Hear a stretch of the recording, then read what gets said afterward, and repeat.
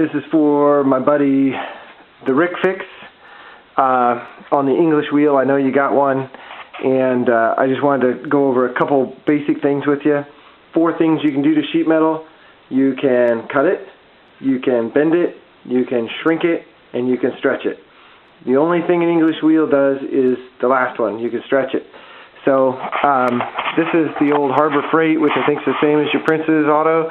I only got 4 minutes, so I got to spit this out quickly. This is cheap, like 16 gauge metal. It'll twist on you and it will open up. So this big C-shaped thing will actually open up with it out of the box. This is 1/4 inch wall, 2.5 by 2.5 tube. This is a 2.5 by 2.5 by 1/4 inch angle. I left this as high as I could and still fit under my ceiling, so I had to cut it off where it's at. And then I just used the stock holes. So there's 1 hole here, 1 hole here, and then 2 back here, and then 1 at the very base right there. This thing stiffened it up significantly and actually makes it actually work really well. You always want to start out with a fairly flat anvil when you're doing your shaping, because it can get away from you on the higher crown ones. This is the one I use all the time. That's the 3rd one down. The next thing is the bearings in some of these that one's just getting caught on something. When you get them, sometimes the bearings aren't in straight, sometimes they're bound, sometimes they're just crap. So go through all of your anvils, put them on their little arbors, and test them out. See if they run true. I mean, they should. Obviously, new bearings are kind of stiff, but they should run fairly easily. If they bind, it's going to cause problems in the wheel, and you just have to replace them.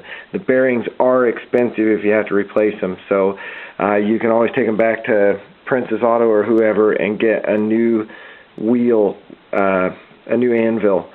So just check all of your bearings. Same with the upper wheel. What we found with this, the upper wheel was not true. When I put it into this arbor and bolted everything in, and we spun the wheel, it was off this way, so the whole wheel was actually cocked. So this was not true to the face of the wheel. Then the other thing was it wasn't completely round either. So if we held an indicator here, you could see it kind of up and down.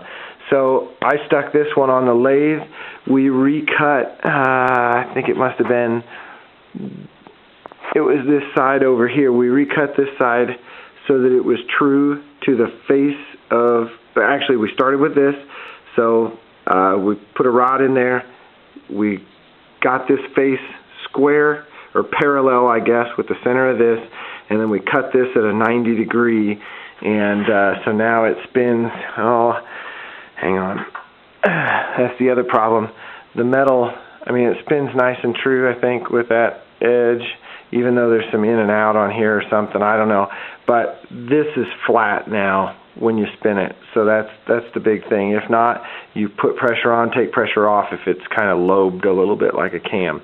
So anyway, you may have to do that. I hope you know somebody with a lathe, but you know, be sure and indicate these. Same with these guys. There's a really small contact patch on these. It's only like that wide, but it has to be true. It has to run out, I think is the right machinist term. If you put an indicator on here and spin the wheel, it needs to be the same distance all the time. Otherwise you get high pressure, low pressure, high pressure, low pressure, you know, as the wheel spins. So those are the things you need to do. The other thing is your shrinker stretcher. I have mine, it usually mounts back here, but it's off right now.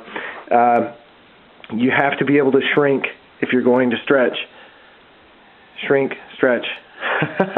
So I would highly recommend getting a little shrinker, and maybe even Harbor Freight has the nice one. It's got an 8-inch jaw or something like that. I'm out of time.